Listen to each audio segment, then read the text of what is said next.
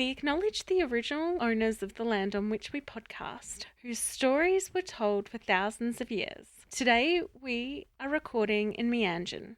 We pay our respects to elders past and present who may be listening. Sovereignty was never ceded. A quick note before we get started that there may be some swearing in today's podcast. If you don't like swearing or usually listen with children in the car, you have been warned.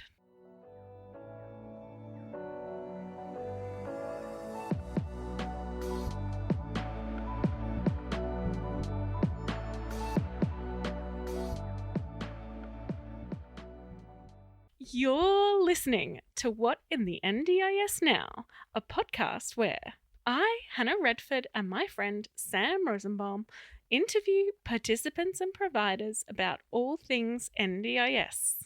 Hello, thank you so much for being here. So, today on the podcast, it's just me in the hosting chair, but I have with me a very special guest.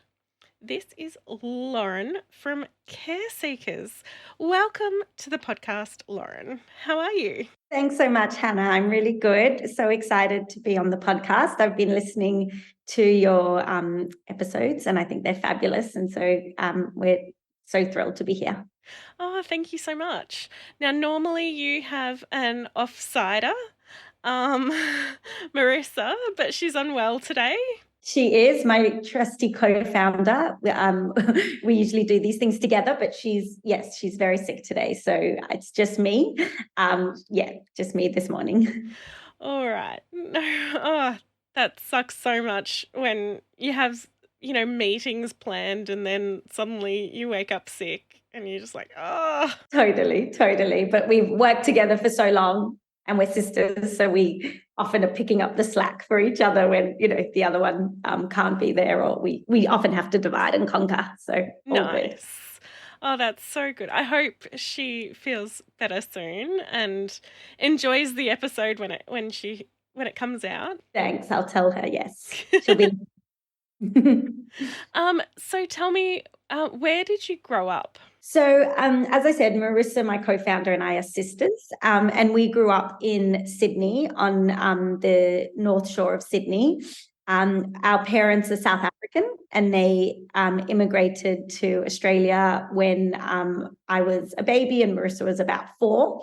And we moved into an area of Sydney that was had a lot of South African immigrants, and spent our childhood and late teens, early 20s there in on that side of Sydney. Oh, wonderful! Yes, I mean Sydney's lovely.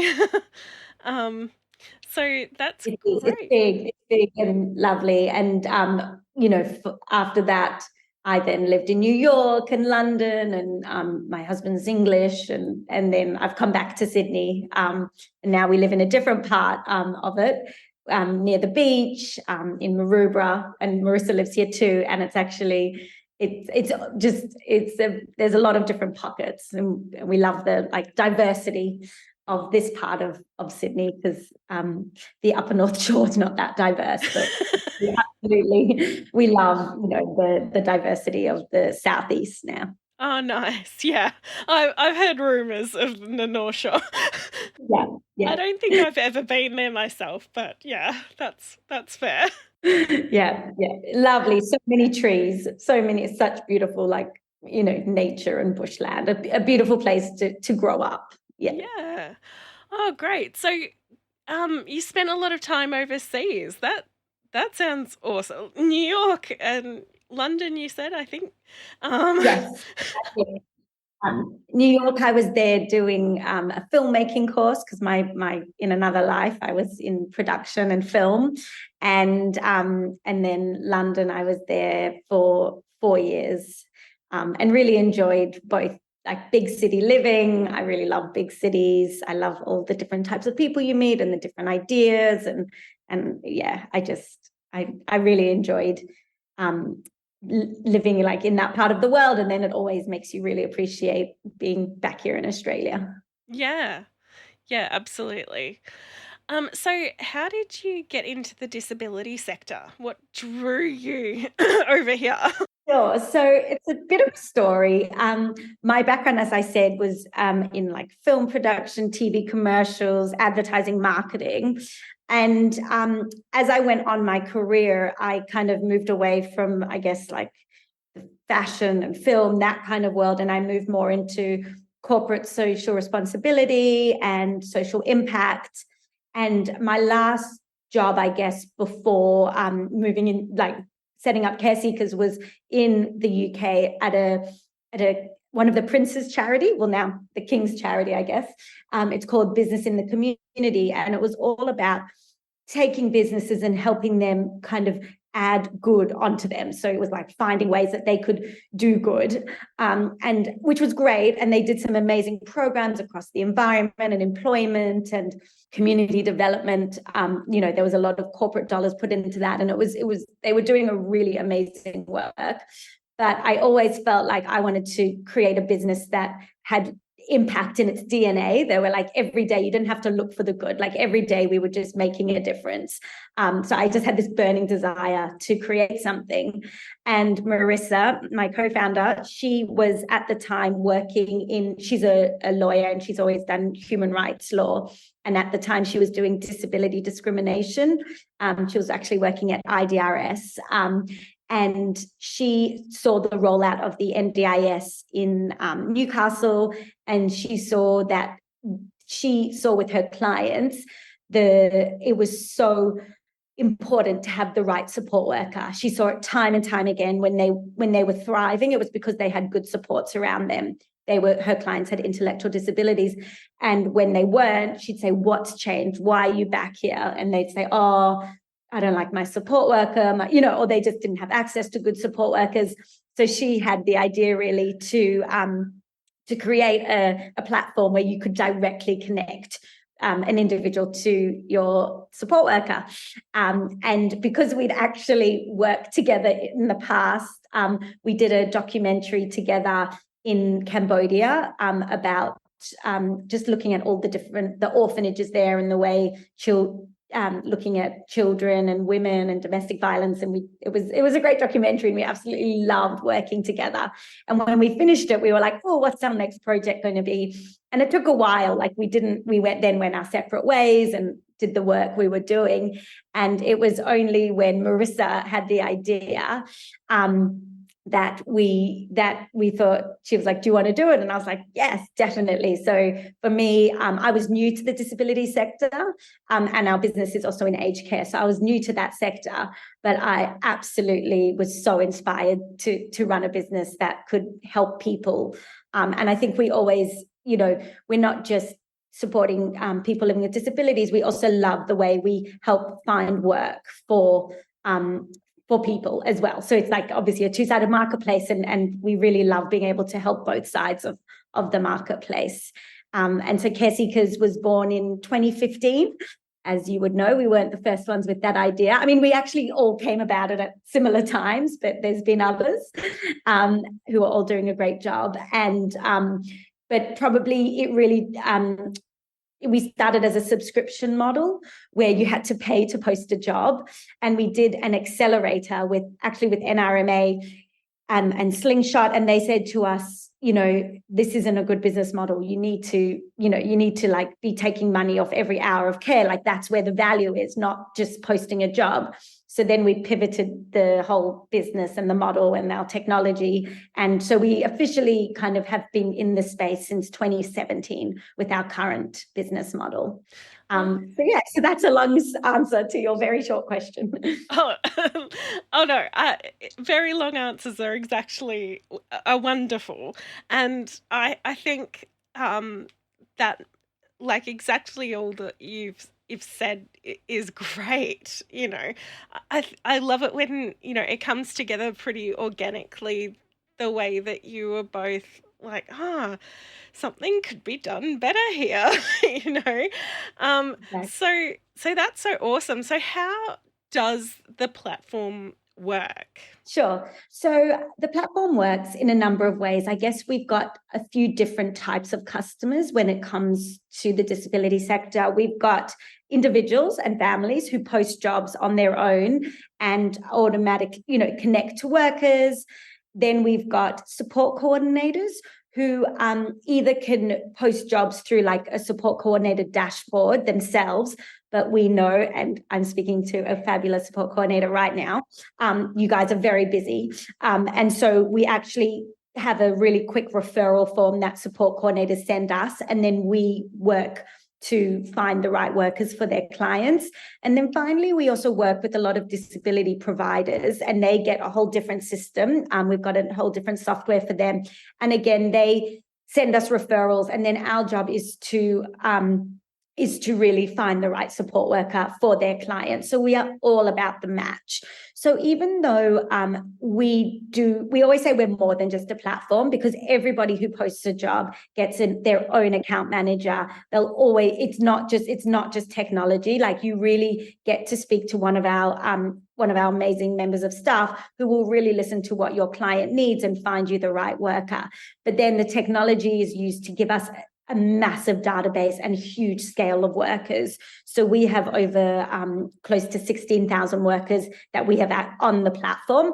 Obviously, not all are active at the time, but what it means is that often we'll have a support coordinator will call us in like a very, regional remote area and be like, oh, we're struggling. Do you have anyone here? And we'll look, we'll reach out to the database and we're like, yeah, we actually do. And maybe they never completed their registration, or they have, but it's, they need to update their police check or their NDIS worker screening check. So then we can reach out to them, and often, you just need one worker sometimes. Sometimes that worker's not right, but we chat to them. We say, do you know anyone in your community? And they're like, oh yeah, my sister also does it, or my aunt, or, the guy down the road, and they'll connect us to them. And then we use our technology to onboard them in the most safe, secure way, and get them ready to support participants. So we service all different people throughout the sector in different ways. But I think the main two things we often just say is like, we're more than just a platform, and that we are all about the match. At the end of the day, we just really want to make that right match, because it goes back to Marissa's background, where she saw the fallout of what happens when there wasn't a good match. Yeah, I love that. So are the support workers employed by you? How does that work? So they're all independent contractors working under an ABN. So they running their own little business. So they all set their own rates. They decide what hours they want to work. And obviously we put structures in place, like if they don't have a Cert 3, then they can't do personal care. And we make it very transparent on their profiles what they do and don't have. But the workers love it. They love being in control of the rates they can charge and the hours they work and where they go and what they do. So it really works well for our business to have them working independently. Oh, great. Excellent. And so do they have to provide their own insurance as well? So we cover all insurances. So we do all the onboarding. We cover all insurances, and we're there for them. So in terms of payments, it all comes through us, but that means that we don't just leave them high and dry. Like, often there'll be a delay and they want to know what's going on, and we're really advocates for them to get their payment paid. If there's an issue of why it's not being paid, we liaise between the two and make sure, if the plan manager is coming back to us going, the wrong line item, or there was too many hours, we really help them make sure that their invoices get paid in a timely way as well. Or if there's disputes, we'll step in. If they can formally, report incidents directly through to us. We're also an NDIS registered provider, so we have to adhere to all the policies and code of conducts across that as well. So I think they feel, even working independently, they're very supported by us and our team. Yeah, well, it sounds like it, because they get their own personal person who then they can advocate for them, and that sounds great from that point of view, definitely. I really like that idea. And that then they can also be a registered provider. That sounds great. Yeah, so they're working on, that we're the registered provider, and then and we have the line items for support workers. We also have it for support coordination. So we've got some support coordinators who work alongside us for their clients. Yeah, so they do get the benefits of the structures of an NDIS registered provider, which is great for the workers, but also obviously great for all the participants we service as well. So is there someone in your organization who interviews the support workers? Yes, so we have an onboarding team. So everybody who registers will always get like a welcome call. It's not so much an interview rather than just a chat about the platform, how it works. And then we also have to call their references. Often there's back and forth between them. References always take a while to get hold of. But then that's our onboarding team. So they're all about making sure there's the right documents and the real safety checks of it. But then I guess the next step is when we're putting workers forward for roles, then our account managers are doing like mini interviews on a per participant basis. The individuals and families, sometimes we call them and we say like, hey, you get a complimentary account manager. Would you like us to help you find a worker? Sometimes they're super savvy with these platforms and they're like, nah, leave it to us. And so then I guess they're doing their own pre-interviewing and making sure they're right for them or their family member. But at the same time, there's a lot of data on the profile which makes them go, yeah, no, there's reviews, there's how many hours they've worked on the platform, there's the date they were last active. So you also get a sense straight away, is this a worker that has a lot of clients already that people are loving? So the platform allows you to do kind of a pre-check to make sure they're the right one for you. And then our account managers are always because it's, at the end of the day, the interview, you might be interviewing somebody and they're fantastic with children, amazing with children. And then you have a role for somebody who's, in their 50s and they're not right for that. So you're always interviewing the worker based on the client you have in front of you that you're trying to match with. Yeah, absolutely. I You're not out of the clear. Once they register with us, it's not like, they still have to jump through lots of hoops to really, before we put them forward. We've also, in the past, when we first started, we used to give a short list of 4 workers. People were overwhelmed. They don't want that anymore. They want, like, I don't know how you feel being a support coordinator, but like 1, 2 maximum, and let them choose between it. So we do a lot of that. Like, we'll have the short list of 6 to 10. We'll whittle it down to, 3 or 2, and then present it to the support coordinator or the provider, so that we just find people are so time poor these days. And I guess we've become the real experts in what makes what a good support worker and what a client would need in terms of a support worker. That's our expertise. So we try and leverage that for our clients. I love that idea as well. Yeah, I mean, as a support coordinator, it's funny that you say, 3 or 4 is too many for people. And it sometimes absolutely is. And but I still provide, me personally, like as a support coordinator, still provide people with 3 or 4 options. And then I say to them, all of these options that I'm giving you are good and would suit you. I haven't presented you any option that wouldn't work. Yeah. So if you're really stuck, the worst you could do is eeny, meeny, miny, mo.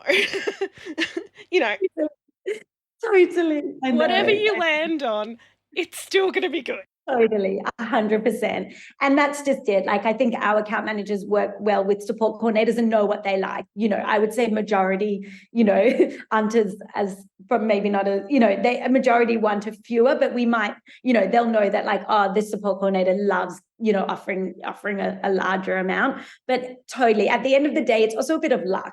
You go with the one worker.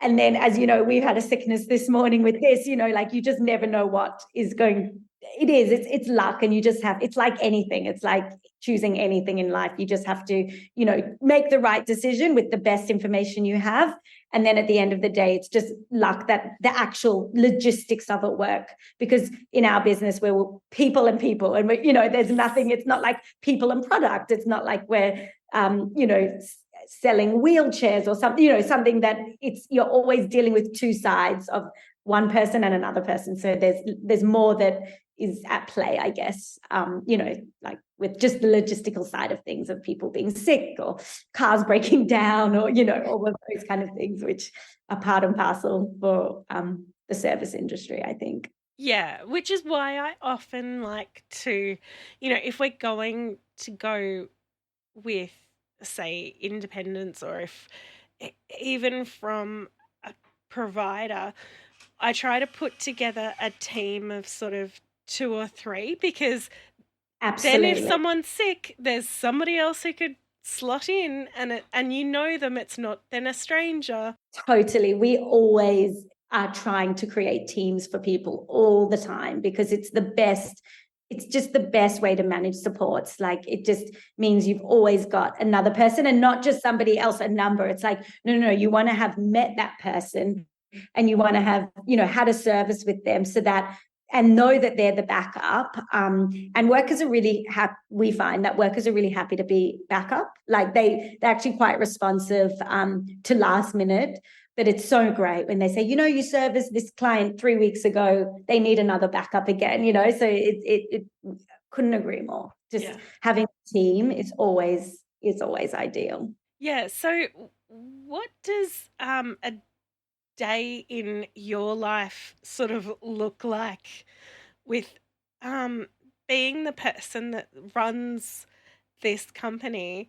What does that look like for you? Are you saying a day in the life? It's such a rewarding role. I love it. We've got a great team.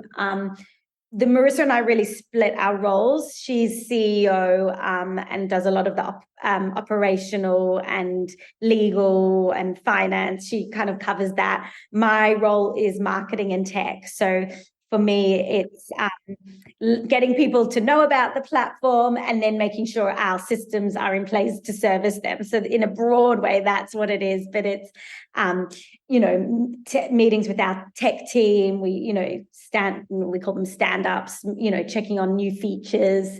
It's liaising with all the marketing coordinator and the community partnerships person who's out there trying to, tell more people and get more providers on board, and tell more support coordinators about us.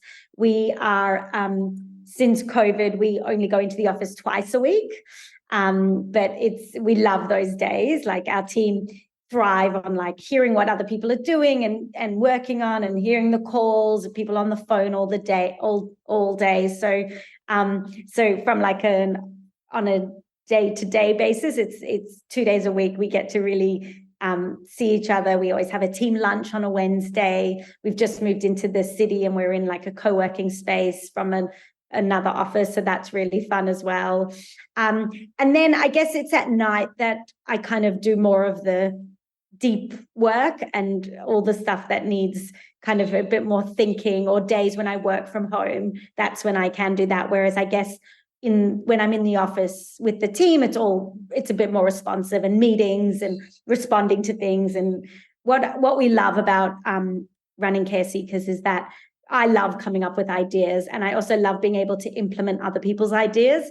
And I think we're a real ideas culture. Like, we're always like, if there's a problem, how do we solve it? And being a small company, we can make the changes really quickly. Or if we see an opportunity, we can pounce on it and get stuff out there and offer it to our participants really quickly as well. So I guess, there'll always be a portion of the week that's generating ideas, but then the rest of it needs to actually be implementing them, which obviously takes a lot longer. Yeah. But I do like the idea that it's so collaborative, because I think I'm a big one for happy workers, then make for happy clients, because they will look after your clients the best because they're happy. And I think that sort of culture is so important. And like you said, being able to just implement something relatively quickly compared to really big companies, I think that's key. That's really key for me personally, because I remember being, working for a big org and just thinking, oh my goodness, it takes so long to do anything. And it's one of the reasons why, like, I do love working for myself, because if I think of something, I go, okay, I'm going to do this now. And Yes, isn't it? yeah. No, and I know, and there's not hoops to jump through, and also I think if it doesn't work out, it's also okay. Well, it's okay because we haven't invested months and years into this idea. So I think it's adopting like a more of like a lean model is so great. Yeah, Yeah. it works for our business and it works for also like my personality, I think, as well. So it's nice when there's a merging of the two. Yeah, awesome. And what are your hobbies? My hobbies. Oh gosh, I Or feel do you like have any hobbies? when I had children 11 years ago. So um, I know this doesn't sound I love walking. Like I just love walking. I love walking and going for walks and doing walks, and it brings me a lot of joy. I do still love film and I love books. So I probably don't have that many like good out of home hobbies at the moment. I like my hobbies are things that also are efficient, and walking keeps me fit and gets the dog walked. Films I can do when the kids are asleep. Reading is something that's essential as well. So yeah, those are probably my hobbies at this point in my life. But when the kids grow up, I plan on getting a few more hobbies. Oh, yeah. Like I think it's so hard Have to hobbies. have hobbies when you have children. Children are the hobby sort of thing. Totally. Oh my gosh, let's do their hobbies, slime Yeah. making and baking. And Yes. at the moment, those are my hobbies. Yeah. Slime making. Oh my It's God. so good. I know my 11-year-old has it down to a fine art now. Oh. So Is it just like all over your house? so when she makes it, no, and when she plays with it, it's fine. But then other kids come and I don't know what happens, but the way they play, she's like learned how to play with it so that you don't get it all over you. But there's been issues when other children have come and just like put their hands right in, and so she maybe needs to work on the consistency. Yeah. And teaching others, like, this is the way I play with it so that it doesn't go everywhere. Totally. Oh my gosh. I love that. Awesome. So our final question of the podcast, and I love asking this question because I'm always so interested in what people have to say. In your ideal world, what would the future of the NDIS look like? So Marissa and I talk about this a lot. I think we feel it shouldn't have a price cap, as it kind of means it's not such a free market. And we feel that the price cap often distorts things, as everyone uses the top of the price guide rather than letting the market set the rate. And we also hate seeing situations where NDIS participants are charged a different rate to a consumer market. That just really upsets us. So we don't love the price guide and these like rates. We understand why it was put in place, but when they went for this more free market, we feel it kind of, you can't have one and the other. They don't feel that there seems to not be a synergy between the two. That's probably just on the commercial side of things.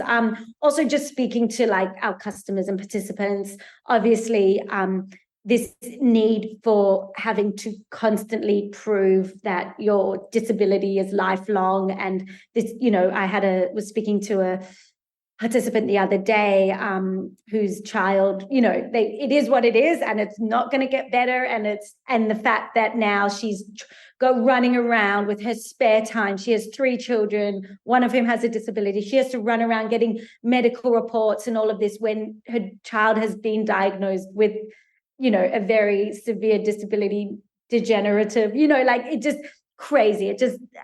I just don't know why they have that in place, that you have to constantly prove it. So I think those are the two things that just come to mind for me, that kind of, I would like to see that different. I get that some people need to, like, when you're doing a review and seeing how you're going, but there's a different way to, like, kind of prove that you still need the support. Or if you have XYZ, like, have a list of disabilities that you no longer have to continue to prove that, you can just talk about more about how your support's going along. I think those are just 2 things that come to mind for me. Yeah, absolutely. So the price caps, yeah, I'll address that first, because I do think both are really interesting things. I completely agree. There are a lot of providers out there who don't understand that this is just a maximum. You actually can negotiate less, and in fact it's awesome if you charge less. That is one of the things I find maddening, because I'm having to sometimes explain that to people. With that is the travel, because, I'll probably on a rant for a second. When you have, like, an OT visit and it's $193.99 already for the hour, and then they're charging $193.99 for the travel, it's just not costing them that much to travel. It's just not. That drives me the most bananas, because then when you go to review and the planner or the LAC is looking at everything, and you go, like, we need to see an OT, once a fortnight, but we also need money for them to travel out to us.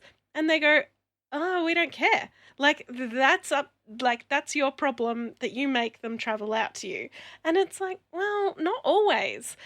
Sometimes the home environment is the best environment, or wherever you're going to, because you might then meet them in a park, or you might meet, anyway.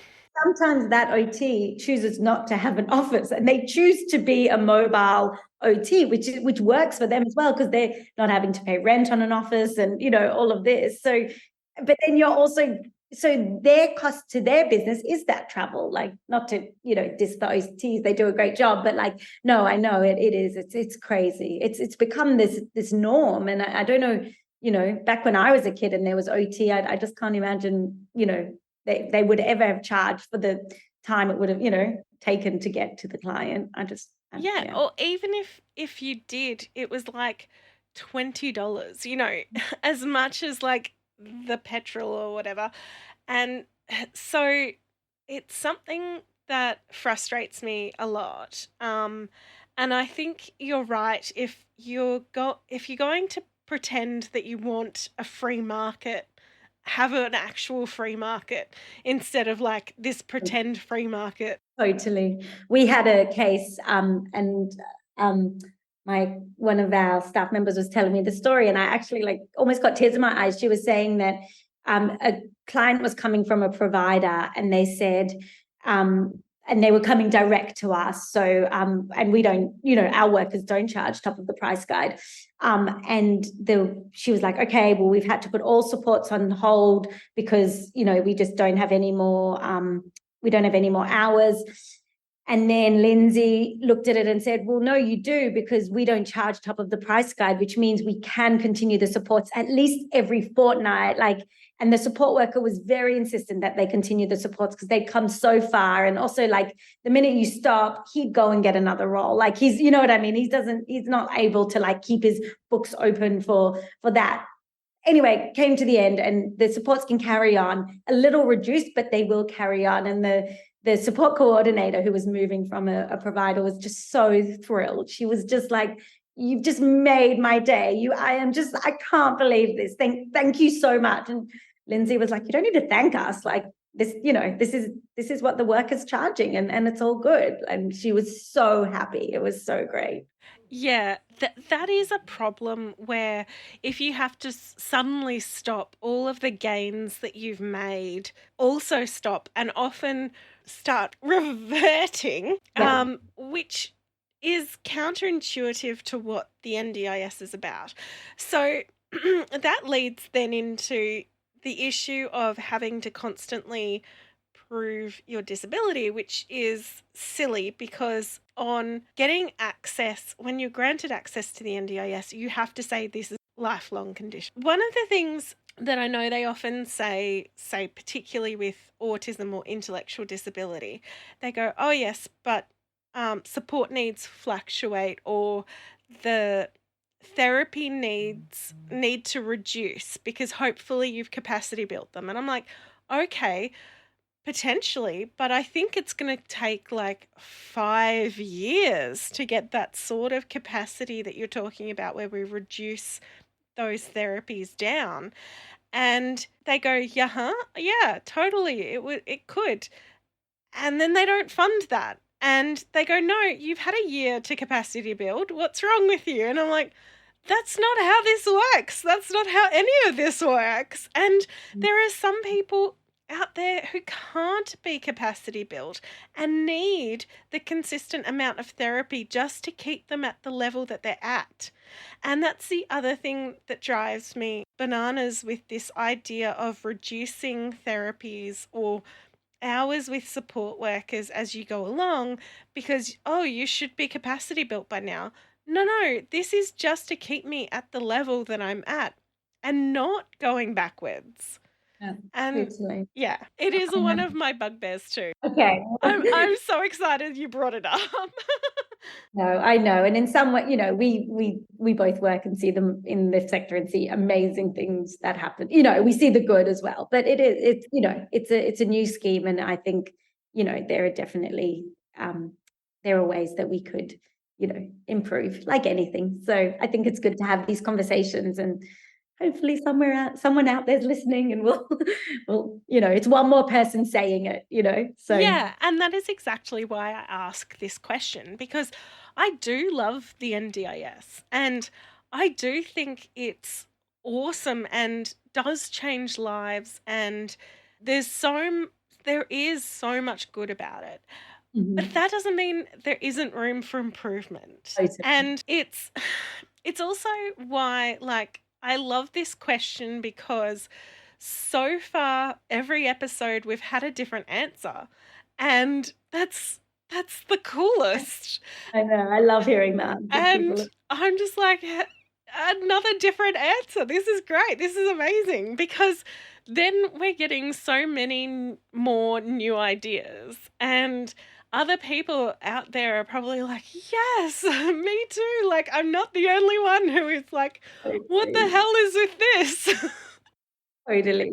And I think we see it, I think people see it from their own point of view, but then we also, when you're working and seeing it across, when you see the same issue come up a number of times across a number of participants, then you can kind of say, I think it would be better if in an ideal world we changed this. So I think it's such a good question to ask, and I always enjoy hearing it on your podcast.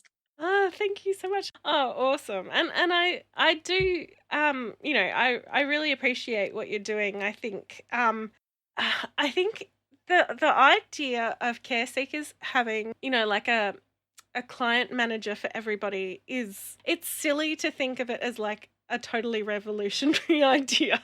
I know. But it's all like, that's the one thing I often say when, particularly when plan managers go, oh, what's the one thing, you wish you could improve on plan managers? And I'm like, oh, that they have like the one person we can talk to. Totally. That's all I need. 100%. 100%. I know. And I was actually laughing with a colleague yesterday. We were saying people used to post the job and we just never got in touch with them. We just let them be, oh, we'll find their workers. And like now they always, like, and people want the help. Like 9 out of 10 times they're like, yes, please, just you find somebody for me. I mean, I know that when I've like used to post for babysitters or, it's so overwhelming. So I think, but you do like this, the number of workers you get access to, which is different when you go, through and anyway, there's positive pros and cons, but like, so I do think like it kind of needs both. But I think it was for us when we started offering it, it's when our business really took off and then it just shows that's what people needed. So they like the platforms, but they need a lot of help. So I think that's where we come into our little niche with care seekers. Thank you for coming on the podcast, and thank Marissa for me too. Yeah. No, well, thank you, Hannah. Keep doing the amazing work. I look forward to keeping on listening to all the awesome people you're interviewing. And yeah, no, it was so great to connect. Thank you for listening. Please share with people you know. You can email us at whatinthendispod@gmail.com. To contact me, it's hannah@tulipcoordination.com.au. And to contact Sam, it's sam@rosenbaum.consulting. Until next time, as the Green Brothers say, don't forget to be awesome.